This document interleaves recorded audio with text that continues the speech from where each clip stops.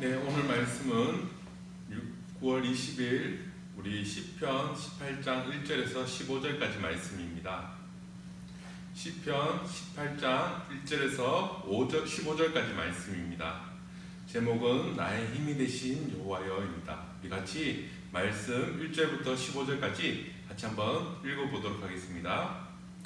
나의 힘이신 여호와여, 내가 주를 사랑하나이다. 여호와는 나의 반석이시요 나의 요새시요 나를 건지시는 이시요 나의 하나님이시요 내가 그 안에 피할 나의 바위시요 나의 방패시요 나의 구원의 뿌리시요 나의 산성이시로다. 내가 찬송받으실 여호와께 아뢰리니 내 원수들에게서 구원을 얻으리로다. 사망의 줄이 나를 얹고 불의의 창소가 나를 두렵게 하였으며 수월의 줄이 나를 두르고 사망의 올무가 내게 이르렀도다. 내가 환난 중에서 여호와께 아뢰며 나의 하나님께 부르짖었더니 그가 그의 성전에서 내 소리를 들으시며 그의 앞에서 나의 부르짖음이 그의 귀에 들렸도다. 이에 땅이 진동하고 산들의 토도 요동하였으니 그의 진노로 말미암음이로다. 그의 코에서 연기가 오르고 입에서 불이 나와 사름이여 그 불에 숲이 피었도다.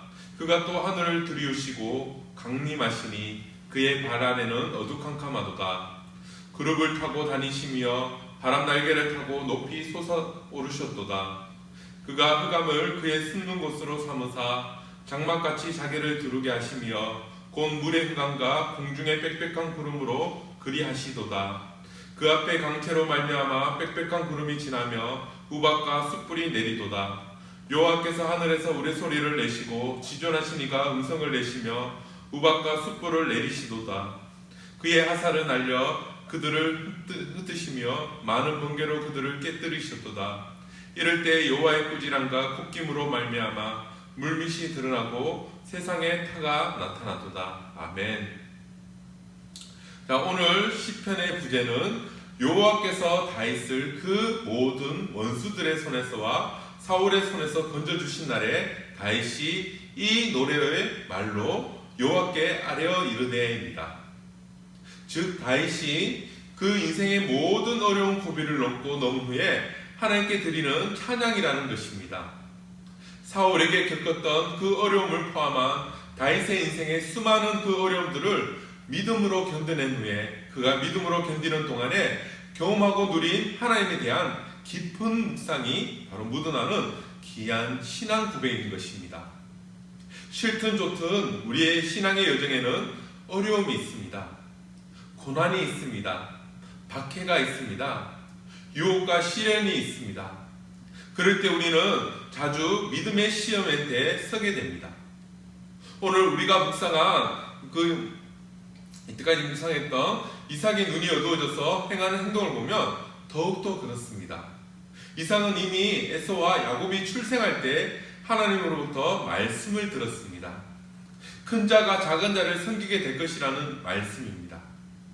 그리고 에서는 믿음의 계보를 이어가는 장자로서의 이치를 가벼이 여겼습니다.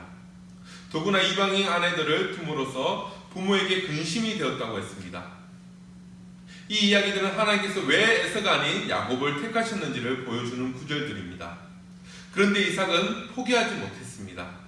그래서 에서를 축복하겠다는 것입니다. 이게 어려움이라고 할 수 없을지 모르지만 우리가 가는 인생의 여정에는 이런저런 일들이 일어납니다.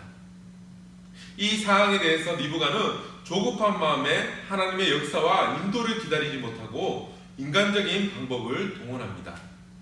이렇게 샛길로 가고 믿음으로 행하지 않으면 절대로 다윗과 같은 신앙 고백을 할 수 없습니다. 그래서 찬양은 경험된 하나님에 대한 고백입니다. 믿음으로 살아온 다윗이 부르는 노래요 신앙 고백입니다. 함께 다윗의 경험하고 부르는 하나님께 대한 신앙 고백을 들어보도록 하겠습니다. 우선 우리는 이 시편이 사무엘하 22장과 유사하다는 점을 염두에 두어야 합니다. 사무엘하 22장은 사울이 죽은 후입니다. 따라서 시편 18편의 원형이 사무엘하 22장인 것입니다. 아마 사무엘하 22장이 더 발전하고 견고해져서 공동체로 드리는 예배 찬송으로 불려진 것이 18편일 것입니다. 시편의 18편은 전체 시편 가운데 네 번째로 긴 시편입니다. 1절부터 3절까지가 찬양입니다. 그리고 4절부터 마지막 절까지가 그 찬양에 대한 이유들인 것입니다. 이미 말씀드린 것처럼 4절부터는 다윗이 경험한 하나님에 대한 묵상입니다.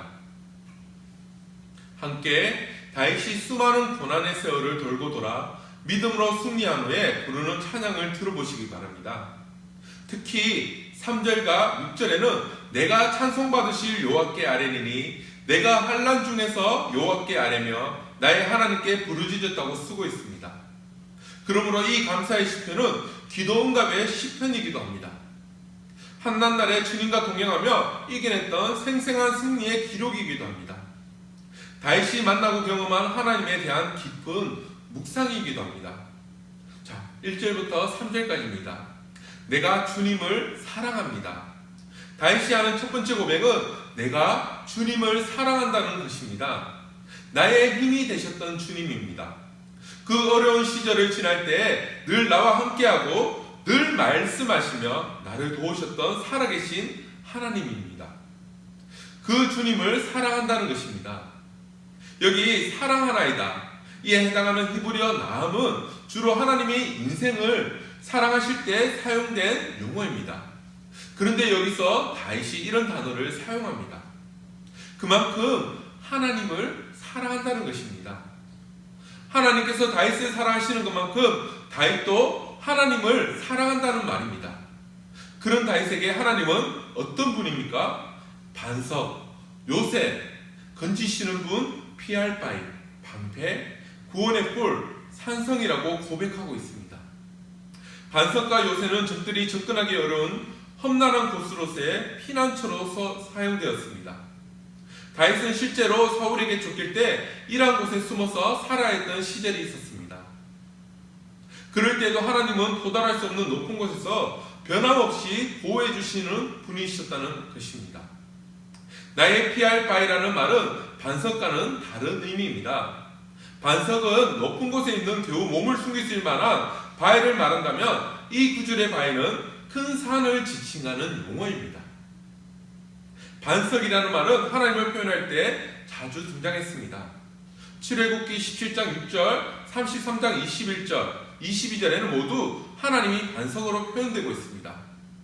출애굽기 17장 6절입니다. 내가 호렙산에 있는 그 반석이 거기서 내 앞에 서리니 너는 그 반석을 치라. 그것에서 물이 나오리니 백성이 마시리라. 모세가 이스라엘 장로들의 목전에서 그대로 행하니라.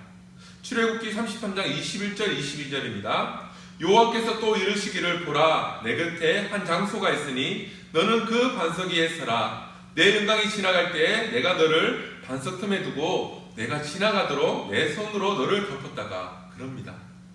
그 외에도 신명기 32장 4절, 사무엘상 2장 2절에서 하나님은 반석으로 표현되면서 변하지 않으시는 분이라는 사실을 표현하고 있습니다.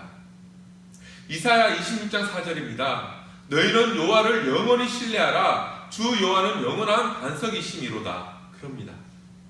실제로 지형이 쉽게 변하는 사막지대에서 이 추르라고 하는 말은 불변성 또는 경고성을 상징했다고 합니다. 그래서 앞에 반석이라는 말은 요새에 더 가까운 말이라면 뒤에 피할 바위라고 할 때는 변함없으신 신뢰할 만한 하나님을 의미한다는 말인 것입니다. 방패라는 말은 온갖 사탄의 불화살을 막아주시는 분이라는 말입니다. 구원의 뿔이라고 할 때 뿔은 승리와 권능의 상징입니다. 다윗은 모든 싸움에서 승리한 자이며 환난 가운데서 구원을 받았기에 하나님을 뿔로 고백할 수 있었습니다. 그래서 저는 이런 찬양은 믿음으로 승리한 사람만 부를 수 있는 찬양이라고 생각을 합니다. 얼마나 많은 사람들이 예수를 구주와 주님으로 영접을 했다가 다른 길로 갑니까?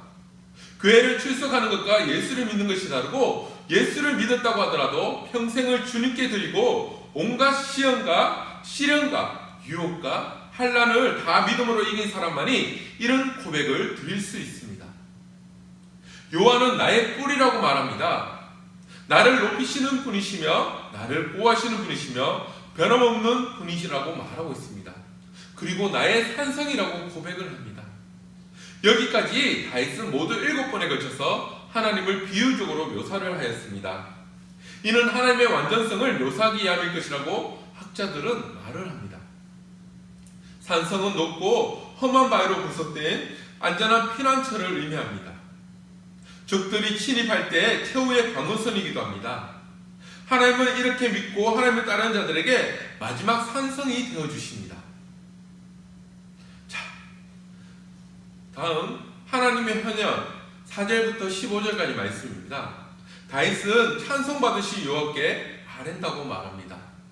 하나님의 이 백성은 내가 나의 찬송을 부르게 하기 위해서 지었다고 말씀하신 바 있습니다. 하나님은 하나님의 사람들이 기쁨의 찬양을 부르는 것을 원하십니다. 그러나 그 찬양은 믿음으로 살아 승리한 사람들의 것입니다. 다윗이 처한 상황들을 들어보십시오. 3절과 6절은 4, 5절의 상황을 갖는 중요한 표현입니다. 먼저 4, 5절을 보십시오. 다윗이 처한 상황입니다. 사망의 줄이 나를 불의의 창수가 나를 두렵게 했다고 쓰고 있습니다. 수월의 줄이 나를 두르고 사망의 올무가 내게 이르렀다는 것입니다. 사망의 줄은 사냥꾼의 그 그물에 걸려있듯이 원수들에게 둘러싸여서 헤어나오기 힘든 다윗의 급박한 상황을 표현한 것입니다. 불의의 창수는 나눠져 있는 것처럼 필요한 것을 의미하기도 하고 파멸 또는 죽음을 의미하기도 합니다. 여기서는 죽음을 의미하는 말로 쓰인 것입니다. 시적인 표현인 것이죠. 수월의 줄, 사망의 올무는 모두 죽음의 이름을 표현하고 있습니다. 이런 상황에서 하나님께 간절히 기도했다는 것입니다. 그랬더니 하나님께서 내 기도를 들으셨다는 말입니다. 하나님은 믿음의 기도에 응답하시는 분이십니다. 그리고 다윗은 이제 하나님께서 기도를 들으시고 회면하시는 모습을 묘사하고 있습니다. 다윗의 기도를 들으시고 전쟁을 수행하시기 위해서 오시는 하나님의 모습인 것입니다. 이런 묘사는 믿음으로 모든 싸움에 승리한 다윗이 신앙 고백의 의미를 담아 부르고 있는 노래인 것입니다. 땅이 진동하고 산의 터도 요동하였다는 표현은 하나님께서 시내산에 강림하셨을 때의 장면과 유사합니다. 그 코에서 연기가 오르고라는 표현은 하나님의 진노의 생생함을 표현하기 위한 표현입니다. 입에서 불이 나와 사른다는 것은 하나님의 진노의 불이 맹렬하고 심판의 불이라는 것을 묘사하고 있습니다.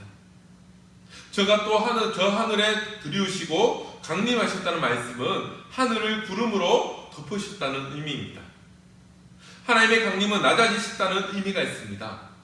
그룹을 타고 나르셨다는 표현은 구약에서 여호와께서 이 그룹 위에 앉아 계신 것을 것으로 묘사하고 있습니다.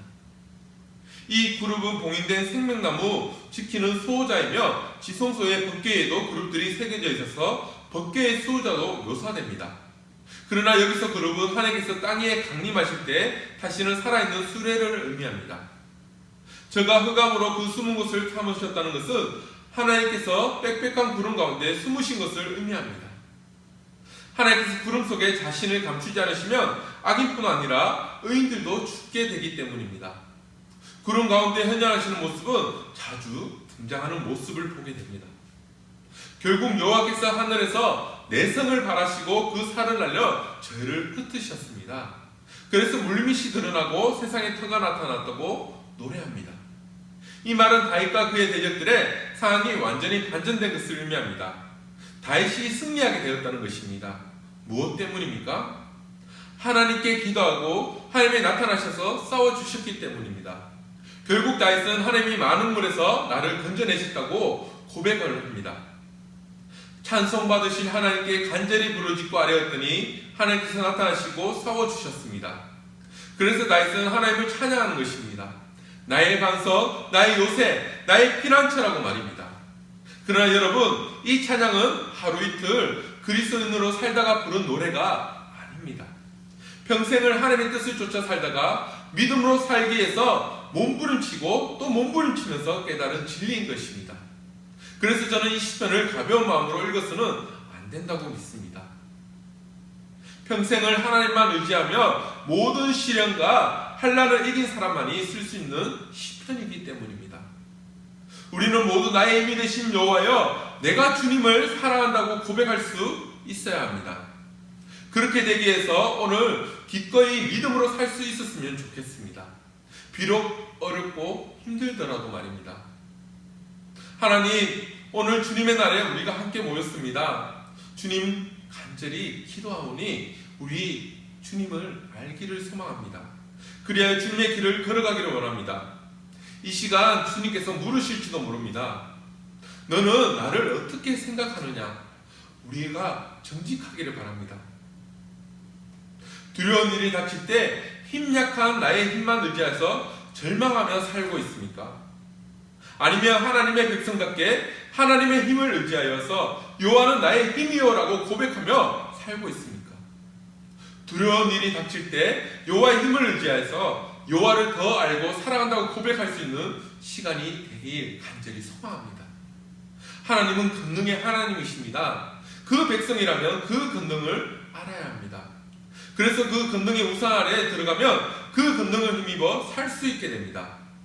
힘든 이 세상 길, 권능의 하나님의 힘이 우리가 살아갈 힘이 되어야 합니다. 그분이 나의 힘이 되어 주실 때 우리는 더욱더 하나님을 사랑하게 됩니다. 그래서 다윗처럼 우리도 나의 힘이신 여호와여 내가 주를 사랑하나이다 라고 고백하는 저와 우리 중고등부 학생들이 되길 간절히 소망합니다. 기도하겠습니다. 흔들리는 자에게 반석이 되시며 쫓기는 자에게 요새가 되시고 이음을 당한 자를 건지시는 여호와 하나님의 은혜를 생각할 때 존귀와 경배를 드립니다. 자비한 자에게는 주의 자비하심을, 완전한 자에게는 주의 완전하심을 보여주시는 줄 믿습니다. 저희로 하여금 깨끗하게 하시되 사특함으로 주의 거룩 쓰름이 되지 않게 하여 주시옵소서. 주께서는 공고한 백성을 구하시는 줄 믿습니다. 겸손과 가난한 심령으로 나온 우리 학생들에게 구원을 베풀어 주시고 애통함으로 나온 우리 학생들에게 치유와 위로와 응답을 허락하여 주시옵소서. 기도하는 우리 또 중고등부가 되기를 간구합니다. 모세가 손을 들 때 아말렉을 파하고 이스라엘을 이기게 하신 하나님을 기도할 때 승리가 보장되는 줄 믿습니다. 우리 온 교회와 우리 학생들이 기도로 무장되게 하여 주시고 만물의 마지막이 가까웠으니 그러므로 깨어 근신하며 기도하게 하여 주시옵소서. 저희 중고등부를 축복하여 주시고 우리 중고등부 또 예배가 다시 한번 차게 하여 주시옵소서. 우리 눈물의 교사들 눈물의 강구가 있도록 은혜를 주시고 어려움을 또 기도로 이길 수 있도록 축복하여 주시옵소서. 이웃을 정죄하지 않게 하여 주시고 그들을 위하여 눈물로 노고와 강구를 올리게 하여 주시옵소서. 저희 교회가 또 시대적인 사명을 감당하게 하여 주시옵소서. 선지자적인 그 사명을 허락하심으로 세상을 깨우게 하여 주시고 하나님께로 돌이키게 하시되 복음을 바로 외치게 하여 주시옵소서. 빛과 소금의 사명을 잘 감당하게 하여 주시옵소서. 그리스도의 향기가 나게 하여 주시옵소서. 오늘 또 드리는 예배를 통하여서 역사하시기를 간구합니다. 찬양주기에 함께하여 주시고 기도에 응답을 주시며 증거되는 하나님의 말씀에 변화받는 은혜를 주시옵소서. 거룩하신 예수님의 이름으로 간절히 기도드립니다. 아멘. 주기도문 하겠습니다. 하늘에 계신 우리 아버지여, 이름이 거룩히 여김을 받으시오며 나라에 임하시오며 뜻이 하늘에서 이루어진 것 같이 땅에서도 이루어지이다. 오늘날 우리에게 일용할 양식을 주옵시고 우리가 우리에게 죄진 자를 사하여 준 것 같이 우리 죄를 사하여 주옵시고 우리를 시험에 들게 하지 마옵시고 다만 악에서 구하옵소서. 대개 나라와 권세와 영광이 아버지께 영원히 싸움나이다. 아멘.